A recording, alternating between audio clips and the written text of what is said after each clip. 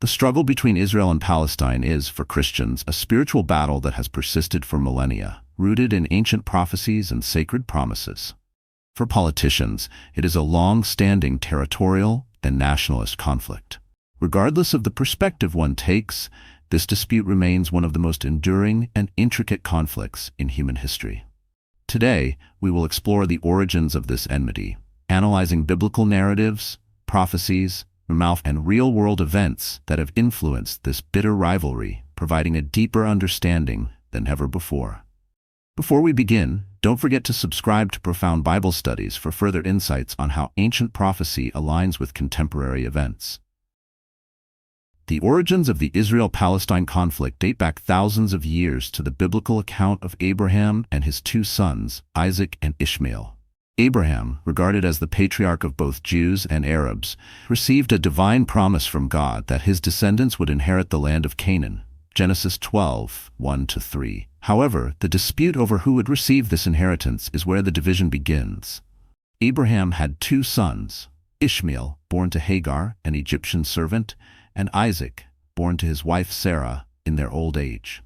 According to the Bible, God's covenant would continue through Isaac and his lineage, making him the father of Jacob, whose descendants became the Israelites. This divine assurance of land and blessings, granted to Isaac and his offspring, remains central to the Jewish claim to the land of Israel. Genesis 17, verse 1, 19-21. However, Ishmael also received a divine blessing in Genesis 16, 10-12, where God promised he would become the ancestor of a great nation. Ishmael's descendants are traditionally recognized as the Arab people, including the Palestinians. This ancestral divergence sets the foundation for the conflict, as both Jews and Arabs regard Abraham as their forefather and view the land of Canaan as part of their heritage. At the core of the Israel-Palestine dispute is the claim over the land, which both groups see as their rightful homeland. For Jews, the land is more than a place to reside. It represents the realization of a divine covenant. God's promise to Abraham, Isaac, and Jacob includes the land of Canaan, now modern-day Israel and Palestine, as a perpetual inheritance for their descendants. Genesis 15:1, 18-21. This commitment is reaffirmed throughout the Old Testament, particularly in God's covenants with Moses and King David. The Bible also foretells the restoration of Israel in the end times, with prophecies in Ezekiel 37 and Isaiah 6:6, describing a future in which Israel is reunited from exile and reinstated in its land.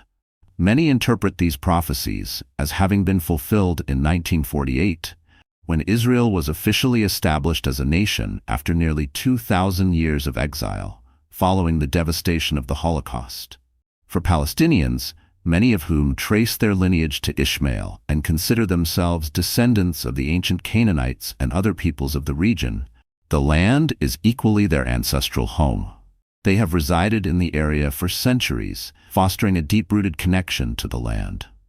This dispute over land ownership is highly intricate and emotionally charged, extending beyond politics to encompass identity, faith, and historical entitlements. The creation of the State of Israel in 1948 marks one of the most significant and contentious moments in modern Middle Eastern history. For the Jewish people, it was a moment of triumph, symbolizing the realization of ancient prophecies and the restoration of their homeland after centuries of displacement. However, for Palestinians, this event represents the beginning of prolonged displacement and loss, triggering what they refer to as the Nakba, the catastrophe. To truly understand the immense impact of 1948, it is necessary to examine the historical, political, and emotional elements that have shaped the Israel-Palestine conflict as we know it today. To fully understand the significance of 1948, it is essential to first examine the circumstances that led to the formation of the State of Israel. The ongoing conflict between Jews and Arabs in Palestine began to take shape in the late 19th century, with the emergence of the Zionist movement, founded by Theodor Herzl in 1897. Zionism championed the establishment of a Jewish homeland as a response to centuries of persecution, including violent pogroms in Eastern Europe and Russia. At the time, Palestine was under Ottoman rule and predominantly inhabited by an Arab Muslim population, alongside smaller Jewish and Christian communities. However, Zionists regarded Palestine as the ancestral homeland of the Jewish people, basing their claim on biblical references and historical ties to the land of Israel. From the early 20th century, Jewish immigration to Palestine steadily increased, driven by Zionist aspirations and the worsening conditions for Jews in Europe. This influx was further expedited by the Balfour Declaration of 1917, in which the British government expressed its endorsement of a national homeland for the Jewish people in Palestine. While the declaration was celebrated by Jews, it sowed seeds of conflict among the region's Arab population, who viewed it as a betrayal by the British, especially since they had previously promised Arab independence in return for support against the Ottoman Empire during World War I. Following the Ottoman Empire's defeat in 1918, Britain assumed control over Palestine under a League of Nations mandate, formalizing its role in governing the region. During this time, Jewish immigration and land acquisition continued to rise, intensifying tensions between Jews and Arabs throughout the 1920s and 1930s. These tensions escalated into intermittent violence between Jewish and Arab communities in Palestine. Both groups had a deep-rooted connection to the land and their competing nationalist movements, Zionism for Jews and Arab nationalism for Palestinians, began to collide more openly in the 1930s, particularly as Jewish immigration surged due to the rise of Nazi Germany. Palestinian Arabs grew increasingly alarmed. Many feared that the expanding Jewish population would soon dominate the land, leading to demands for restrictions on immigration and land purchases. These fears reached a breaking point during the Arab Revolt of 1936 to 1939, a widespread uprising against both the British authorities and Jewish communities. The British brutally suppressed the revolt, exacerbating Palestinian resentment while simultaneously strengthening the Jewish community's resolve for self-defense. The devastating events of World War II and the Holocaust intensified the Zionist cause. The systematic mass murder of 6 million Jews by Nazi Germany left the surviving Jewish population resolute in their pursuit of a homeland where they could live in safety and dignity, free from persecution. For many, Palestine was the only viable refuge. After the war, tens of thousands of Jewish refugees, including Holocaust survivors, sought to immigrate to Palestine. However, facing mounting Arab opposition and its own geopolitical challenges, Britain imposed immigration restrictions. In response, Jewish paramilitary groups such as the Haganah, Irgun, and Lehi launched violent campaigns against British forces, demanding an end to the immigration limits and British rule. Exhausted from the war and unable to contain the rising violence, Britain transferred the Palestine issue to the newly formed United Nations in 1947. As a response to the escalating conflict between Jews and Arabs, the United Nations proposed a solution: the 1947 Partition Plan. The plan aimed to divide Palestine into two separate states, one Jewish and one Arab, while placing Jerusalem under international administration due to its religious significance to Jews, Christians, and Muslims alike. The United Nations Partition Plan allocated 55% of the land to a Jewish state and 45% to an Arab state, with Jerusalem designated as an international zone. For Jews who had long aspired to re-establish their homeland, the plan was seen as a historic opportunity, even though many felt the land given to them was inadequate and fragmented. For Palestinians and the broader Arab world, however, the partition was viewed as deeply unjust. At the time, Jews made up only about 30% of the population and owned less than 10% of the land in Palestine. Yet the plan awarded them a majority of the territory, including areas with large Arab populations. The Arab leadership rejected the partition plan outright, considering it a colonialist imposition that violated the rights of the indigenous Arab population. They believed that all of Palestine should be an Arab state and regarded the growing Jewish presence as an illegitimate colonization project. In contrast, Jewish leaders, led by David Ben-Gurion, accepted the plan with some reservations, viewing it as the best available opportunity to achieve statehood, despite not being granted control over Jerusalem. On May 14, 1948, as the British mandate in Palestine came to an end, David Ben-Gurion formally declared the establishment of the State of Israel. The following day, armies from 5 neighboring Arab nations, Egypt, Jordan, Iraq, Syria, and Lebanon, launched an invasion of the newly created state, aiming to destroy it before it could solidify its existence. This marked the beginning of the 1948 Arab-Israeli War, known in Israel as the War of Independence and among Palestinians as the Nakba, the Arabic term for catastrophe. While Israel fought for its survival, the war had devastating consequences for Palestinians. More than 700,000 Palestinians were displaced, many fleeing their homes in fear, while others were forcibly expelled by Israeli forces. Entire Palestinian villages were depopulated, with some razed to the ground. Many refugees sought shelter in neighboring countries such as Jordan, Lebanon, Syria, and Egypt, or relocated to the West Bank and Gaza Strip. The causes of this mass displacement remain a contentious issue. Israeli historians argue that many Palestinians fled voluntarily, anticipating a swift Arab military victory.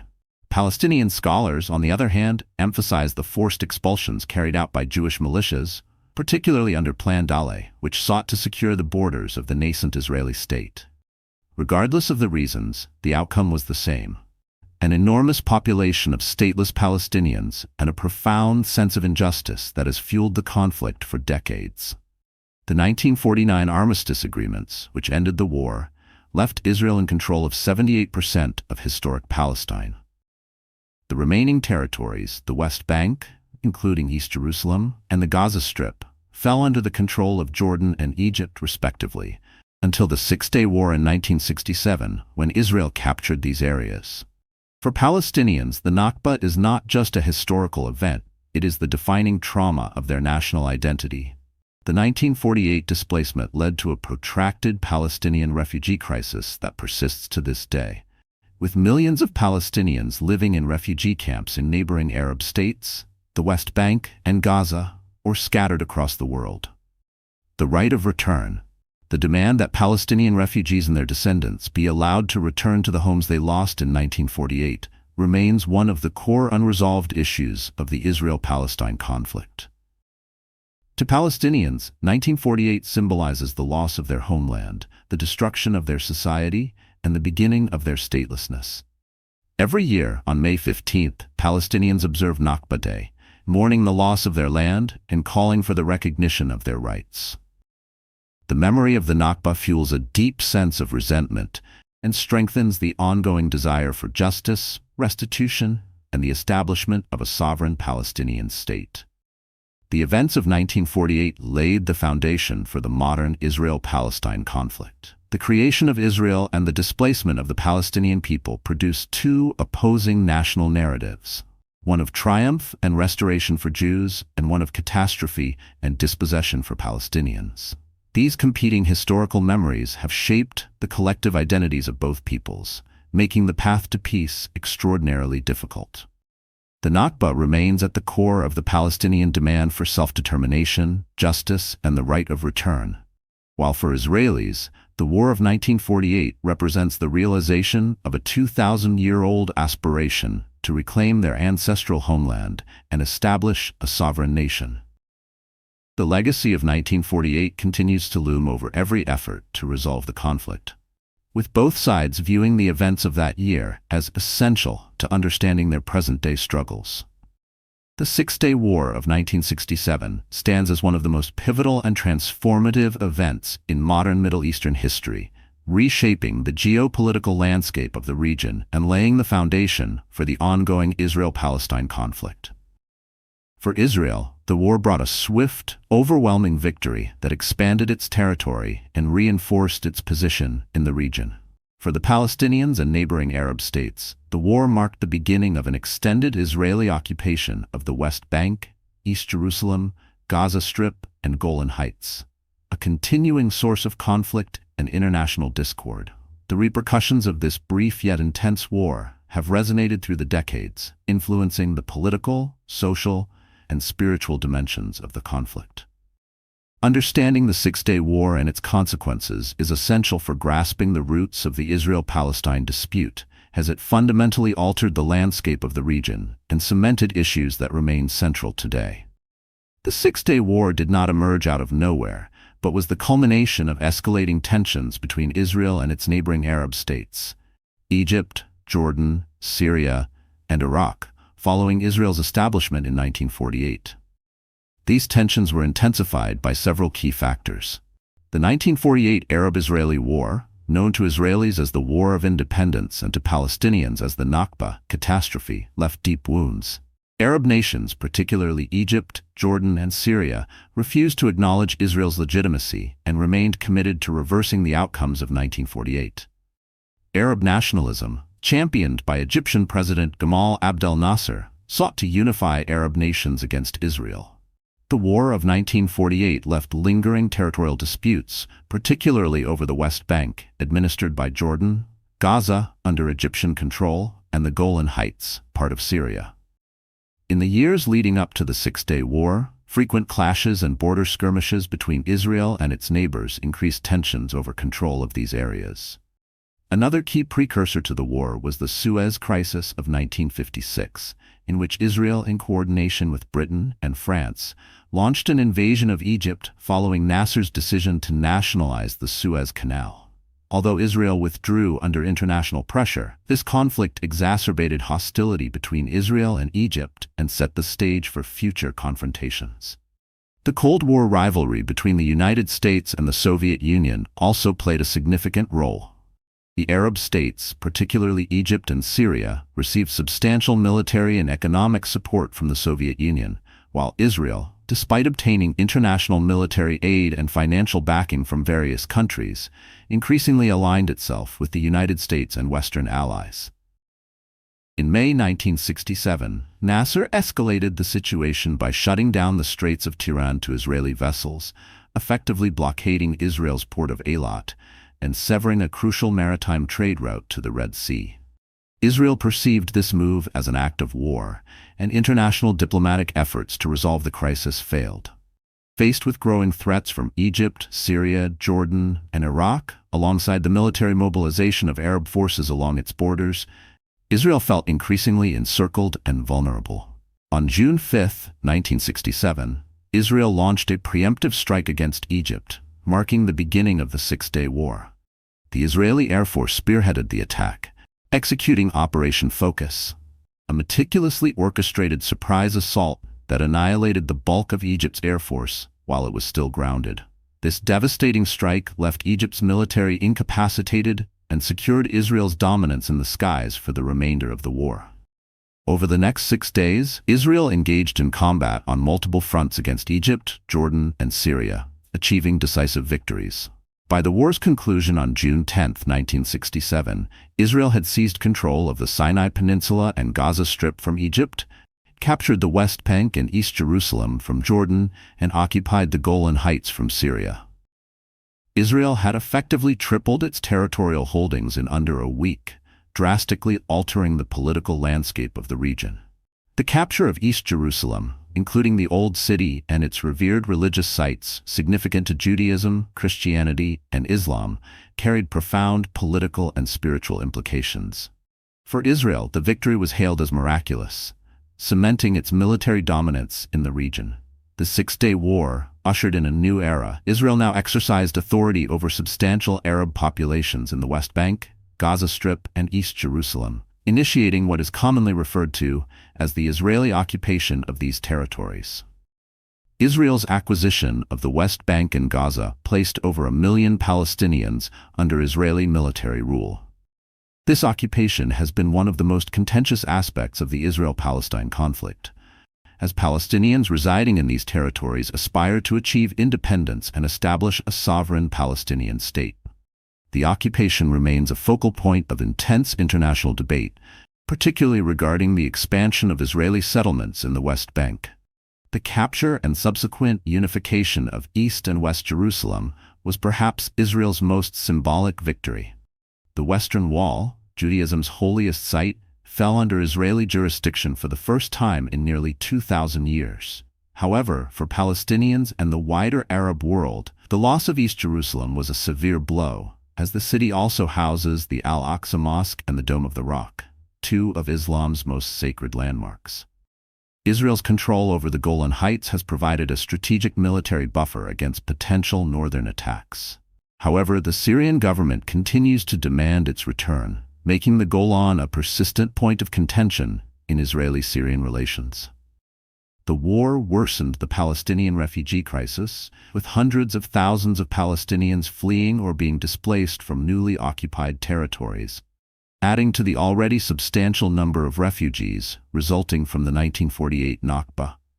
These displaced individuals have never been allowed to return, fueling resentment and complicating peace efforts. Israel's triumph in the Six-Day War was not only the result of its military strategy, but also the backing of key international allies. While the United States was Israel's primary military supporter, other Western nations played crucial roles in providing financial aid, weaponry, and diplomatic assistance. Although the U.S. did not directly intervene in the Six-Day War, it provided vital military and economic support to Israel leading up to the conflict. During the 1960s, U.S. policy in the Middle East was largely influenced by Cold War dynamics, with the Soviet Union backing Arab nations such as Egypt and Syria. The U.S. saw Israel as a strategic partner and supplied it with an array of military assets, including aircraft, tanks, artillery, and financial assistance. Before the Six-Day War, France was Israel's principal arms supplier, playing a significant role in developing Israel's military capabilities in the 1950s and early 1960s. The sale of Mirage 3 fighter jets was instrumental in securing Israel's air superiority. However, after the war, France distanced itself from Israel, aligning more closely with Arab nations. On the opposing side, Egypt, Syria, and Jordan received substantial military assistance from the Soviet Union, which provided them with training, weaponry, and financial resources. The Soviet Union regarded the Arab states as strategic allies in its Cold War struggle for influence in the Middle East. Despite this support, poor military coordination among Arab forces contributed to their rapid defeat by Israel's preemptive strike and superior battlefield tactics. The Six-Day War reshaped the Middle East. While Israel had solidified its existence and expanded its territorial reach, the occupation of Palestinian territories, including the West Bank and Gaza, set the stage for decades of tensions, uprisings, and cycles of violence. The repercussions of the war, occupation, displacement, settlement growth, and the ongoing struggle for Jerusalem remain at the core of the Israel-Palestine conflict, with both sides firmly rooted in their positions. Reflecting on the events of 1967, it becomes evident that the Six-Day War was not just a pivotal moment in history, but a turning point that profoundly reshaped the future of the Middle East. At the center of the spiritual perspective on the Israel-Palestine conflict lies the covenant that God established with Abraham and, in turn, his descendants. This covenant is not only about the people of Israel, but also concerns a specific piece of land, Canaan, which God promised to Abraham's lineage as an everlasting inheritance. In Genesis 12, verse 1-3, God commands Abraham, "Go from your country, your people, and your father's household to the land I will show you. I will make you into a great nation, and I will bless you. I will make your name great, and you will be a blessing. To your offspring I will give this land." This divine commitment to the land is reaffirmed in Genesis 15:18-21, where God outlines the territory's boundaries, stretching from the Nile to the Euphrates. It was granted to Abraham's descendants through Isaac, not as a temporary holding, but as an eternal possession, Genesis 17:7-8. This promise forms the foundation of Jewish claims to the land of Israel and Jerusalem, as they consider themselves the rightful heirs of this covenant. For many Christians, this covenant remains active and significant in contemporary times. The belief is that God's promises are unchanging, and that the land of Israel was bestowed upon the Jewish people as part of his divine plan. Therefore, any conflict over this land is viewed as more than a political or territorial dispute. It is seen as an effort to challenge God's covenant and disrupt his purpose for Israel and the world. Throughout the Old Testament, numerous prophecies speak of the Jewish people's dispersion, exile, and eventual return to the land of Israel. These prophecies describe a future time when Israel will be gathered from the nations and restored to its homeland, a process that many Christians believe began in the 20th century. One of the most notable prophecies comes from the book of Ezekiel. In Ezekiel 37, the prophet envisions a valley filled with dry bones, symbolizing the people of Israel. God declares that these bones will be revived, representing the resurrection of the nation of Israel after centuries of exile. This is what the sovereign Lord says to these bones: I will make breath enter you, and you will come to life. Then you will know that I am the Lord. Ezekiel 37, 5-6. Later in the chapter, God proclaims, I will take the Israelites out of the nations where they have gone. I will gather them from all around and bring them back into their own land. Ezekiel 37-21. For many believers, the creation of modern Israel in 1948 is seen as the direct fulfillment of this prophecy. After nearly 2,000 years of exile, following the destruction of the Second Temple in 70 AD, the Jewish people returned to their ancestral homeland just as the Bible had foretold. This event was regarded as miraculous, a sign that marked the beginning of the end times timeline. If Israel is central to God's prophetic plan, then Jerusalem is its crowning jewel. The city holds unparalleled significance in Judaism, Christianity, and Islam, but its biblical importance is especially emphasized in prophecy. Jerusalem is described as the city where God has placed his name and where he will dwell with his people. In 2 Chronicles 6:6, God declares, But now I have chosen Jerusalem for my name to be there, and I have chosen David to rule my people Israel. Throughout the Bible, Jerusalem is depicted as the epicenter of God's work on earth. It is the site where Abraham nearly sacrificed Isaac, where David established his kingdom, and where Solomon's temple once stood as a representation of God's presence among his people. In the New Testament, Jerusalem is the city where Jesus Christ was crucified and resurrected, making it integral to the Christian faith. However, its prophetic role extends beyond these historical events. The book of Zechariah speaks of Jerusalem's significance in the end times. In Zechariah 12:2-3, God declares that Jerusalem will become a source of turmoil and global conflict in the last days. I am going to make Jerusalem a cup that sends all the surrounding peoples reeling. Judah will be besieged as well as Jerusalem. On that day, when all the nations of the earth are gathered against her, I will make Jerusalem an immovable rock for all the nations. All who try to move it will injure themselves. This prophecy predicts a time when nations will rise against Israel and attempt to take control of Jerusalem, yet ultimately fail. For many Christians, the ongoing dispute over Jerusalem, its status as a divided city claimed by both Israelis and Palestinians, is a direct fulfillment of Zechariah's prophecy. The question of Jerusalem's status remains one of the most contentious aspects of the Israel-Palestine conflict, with both groups asserting it as their capital. During the Six-Day War in 1967, Israel seized East Jerusalem, including the Old City, bringing the entire city under Israeli control for the first time in almost 2,000 years. Many Christians view this event as part of the prophetic restoration of Israel, as it returned the Western Wall, the holiest site in Judaism, into Jewish hands. However, this event also heightened tensions with the Palestinians, who regard East Jerusalem as the capital of their prospective state. The Bible describes Jerusalem's role in the final battles of the end times. The book of Revelation and other apocalyptic texts foretell a series of wars and conflicts culminating in Armageddon, the ultimate clash between the forces of good and evil. According to these prophecies, Jerusalem will be at the heart of these last battles. Revelation 16:16 states, Then they gathered the kings together to the place that in Hebrew is called Armageddon. The name Armageddon, derived from the Hebrew Har Megiddo, refers to a valley near Jerusalem, traditionally believed to be the site of the final battle between the Antichrist and the forces of God. In this confrontation, Jerusalem will play a pivotal role as the city of God, where Christ will ultimately return to vanquish his enemies and establish his millennial kingdom. The book of Zechariah also prophesies this climactic battle. Then the Lord will go out and fight against those nations, as he fights on a day of battle. On that day his feet will stand on the Mount of Olives, east of Jerusalem. Zechariah 14 verse 3-4. For Christians who interpret the Israel-Palestine conflict through a prophetic lens, the continuing struggle over Jerusalem is seen as a sign that these end-time events are approaching. The fight for control of the city is regarded as more than a territorial dispute. It is part of a cosmic spiritual battle between good and evil, with Jerusalem at the center of God's ultimate plan for the redemption of the world.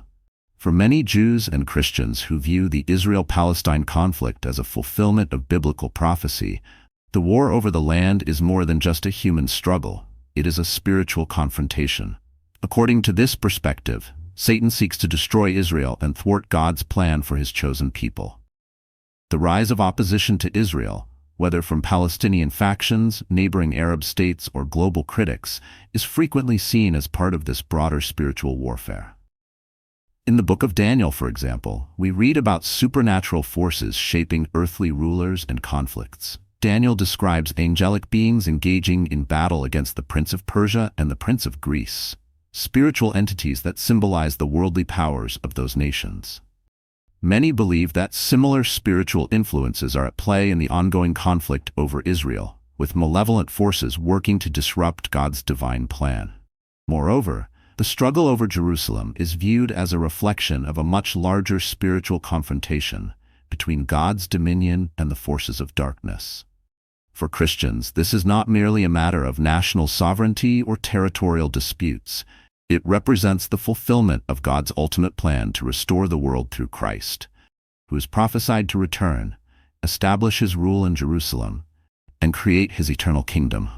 The city of Jerusalem, with its immense religious significance, remains the focal point of political tensions. Israel's control over East Jerusalem, which Palestinians see as the capital of their future nation, has been a major obstacle in peace negotiations. The global community, including the United Nations, has not acknowledged Israeli sovereignty over East Jerusalem, instead regarding it as occupied land. The two-state solution, which envisions an independent Palestinian state coexisting alongside Israel, continues to be the most commonly proposed resolution to the dispute. However, decades of diplomatic efforts have yet to achieve a lasting agreement. Both sides remain strongly divided on fundamental issues such as borders, Jerusalem's status, security concerns, and the right of return for Palestinian refugees. Whether interpreted as a spiritual war or a geopolitical struggle, one thing is evident: the Israel-Palestine conflict is part of a much larger historical saga that has been unfolding for thousands of years and will likely continue shaping world events far into the future. Throughout history, the Israel-Palestine conflict has been shaped by both religious and political elements, influencing the beliefs and actions of those involved. One of the defining characteristics of this struggle is how different religious and national groups interpret biblical prophecy and historical claims to the land. Both Israelis and Palestinians see their connection to the territory as central to their identity and survival, further fueling the ongoing discord. The role of religious extremism on both sides has deepened divisions over the past century. Hardline Jewish and Islamic factions have often used scripture and doctrine to justify land claims and violent actions.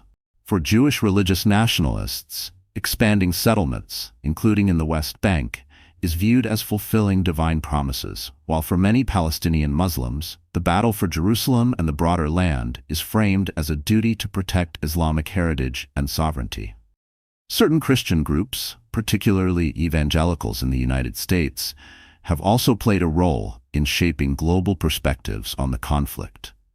Many believe that the return of the Jewish people to Israel aligns with end-times prophecy and support Israeli sovereignty as a crucial step toward the second coming of Christ.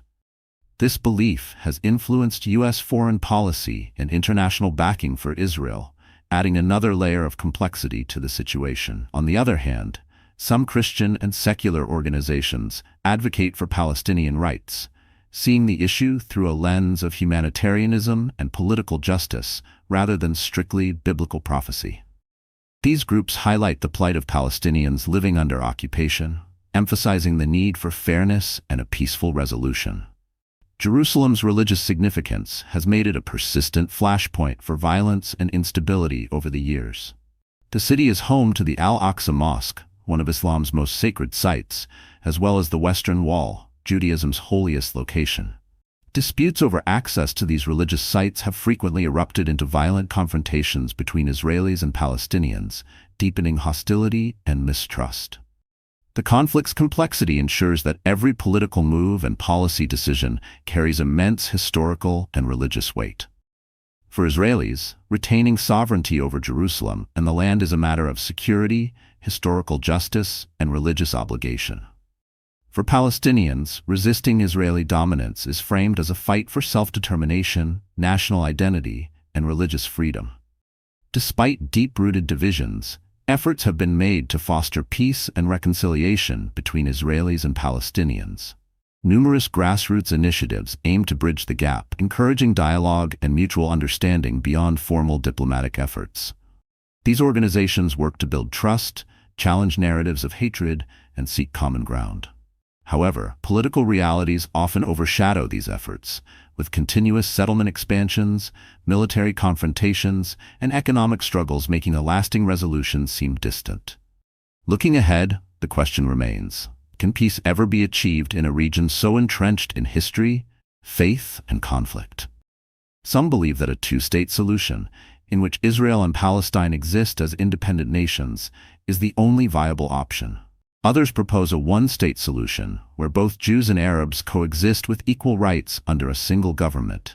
However, given the profound divisions and deep-seated mistrust, implementing either solution remains an immense challenge. For many believers, the Israel-Palestine conflict is not just a geopolitical crisis, but a spiritual one. Some argue that true peace will only be realized when the Messiah returns to bring divine justice and restoration. Others maintain that resolution depends on human effort, diplomacy, and a commitment to coexistence. As we examine the past and anticipate the future, one thing remains certain: the Israel-Palestine conflict will continue shaping global politics and religious debates for years to come. Whether viewed through the lens of prophecy, history, or diplomacy, the pursuit of peace in the Holy Land remains one of the most pressing challenges of our time. While the search for peace continues, the reality on the ground remains complex and volatile.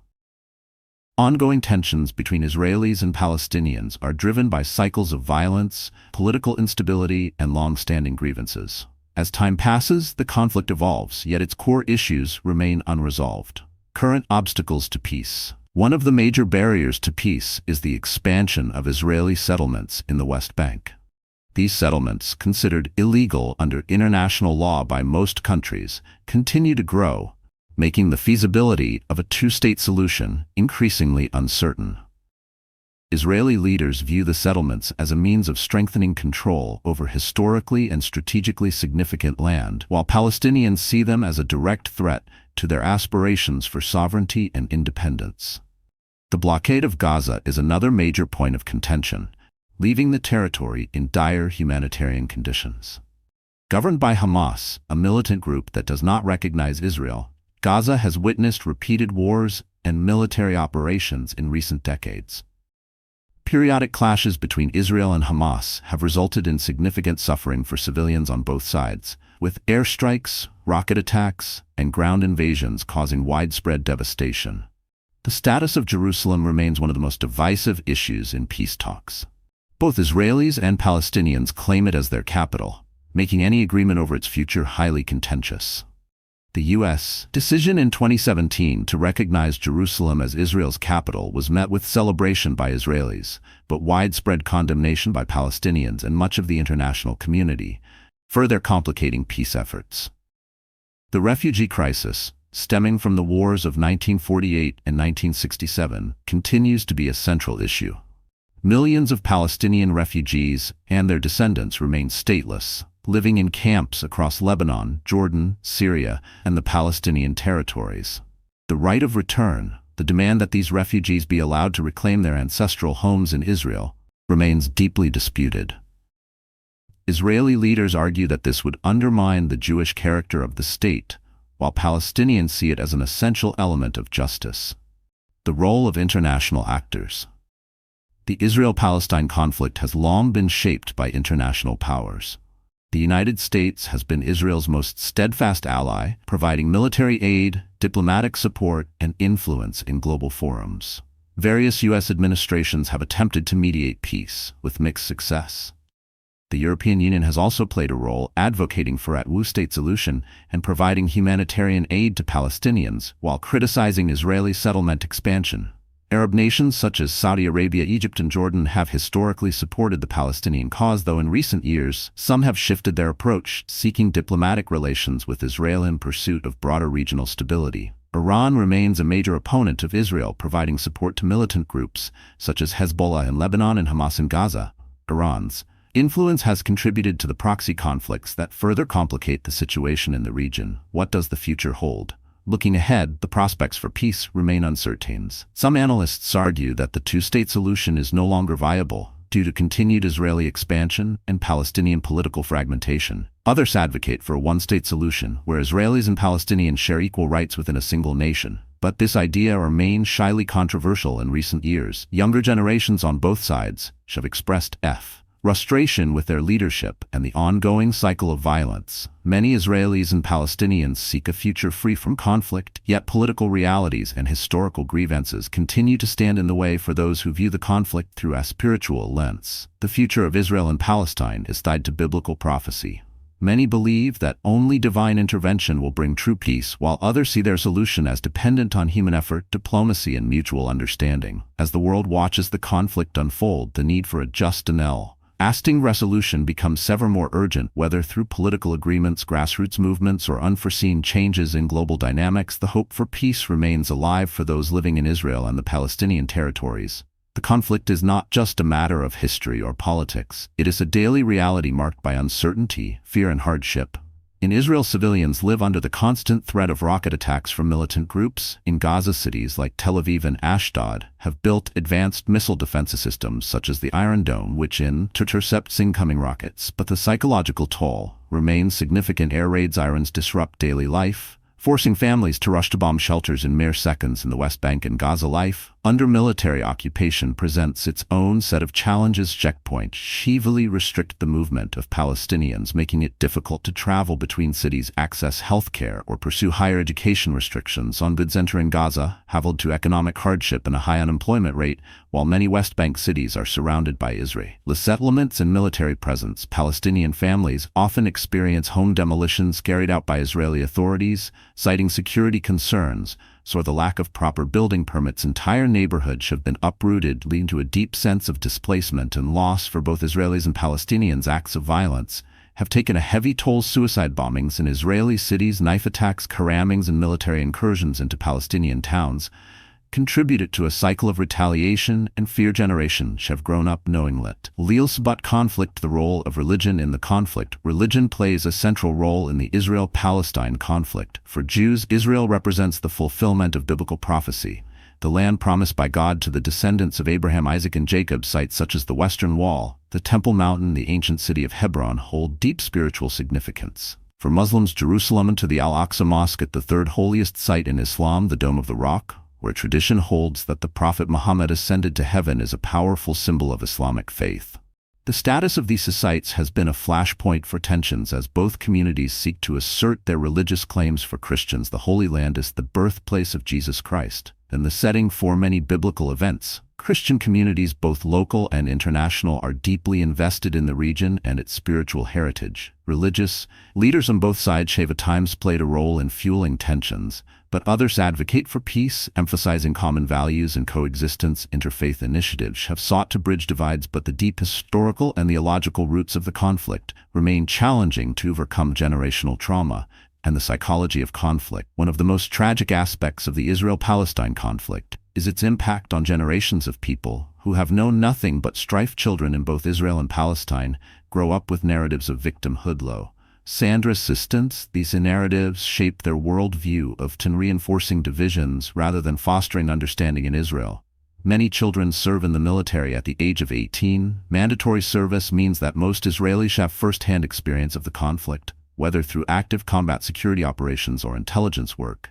This experience leaves a lasting impact, shaping their perception of Palestinians and the broader Arab world. In Palestine, children grow up under occupation, witnessing military raids, clashes with soldats, or the hardships of economic instability. Many experience trauma from a young age, leading to feelings of anger, hopelessness, and resistance to Israeli control. Youth are often drawn into activism, protests, and in some cases armed struggle. The psychology of conflict creates a cycle that's difficult to break. Each generation inherits the fears, grievances, and traumas of the past, making reconciliation an uphill battle. Efforts at peace education have been made, with programs bringing Israeli and Palestinian youth together to foster dialogue and understanding, but these efforts remain limited in scope. Hope for the future. Despite the deep-rooted nature of the conflict, there are those on both sides who refuse to give up on peace. Grassroots organizations, such as the Parent Circle Families Forum, bring together Israelis and Palestinians who have lost loved ones to the conflict, working to promote reconciliation rather than revenge. Business initiatives have also sought to bridge economic gaps. Israeli and Palestinian entrepreneurs have collaborated on joint ventures, seeing economic cooperation as a way to build mutual dependency and reduce hostility on the international stage. Peace advocates continue to push for renewed negotiations, seeking resolution that ensures security for Israel and sovereignty for Palestine. While political leaders struggle to find common ground, many ordinary people hold on to the hope that one day peace will prevail. Final thoughts. The Israel-Palestine conflict is one of the most complex and enduring disputes in modern history, shaped by ancient history, religious beliefs, national aspirations, and geopolitical realities. It has defied resolution for decades. Whether viewed through a spiritual lens, a political framework, or a human rights perspective, one thing remains clear: the people of the region deserve peace, security, and dignity. Finding a solution will require courage, compromise, and a willingness to break free from the cycles of the past.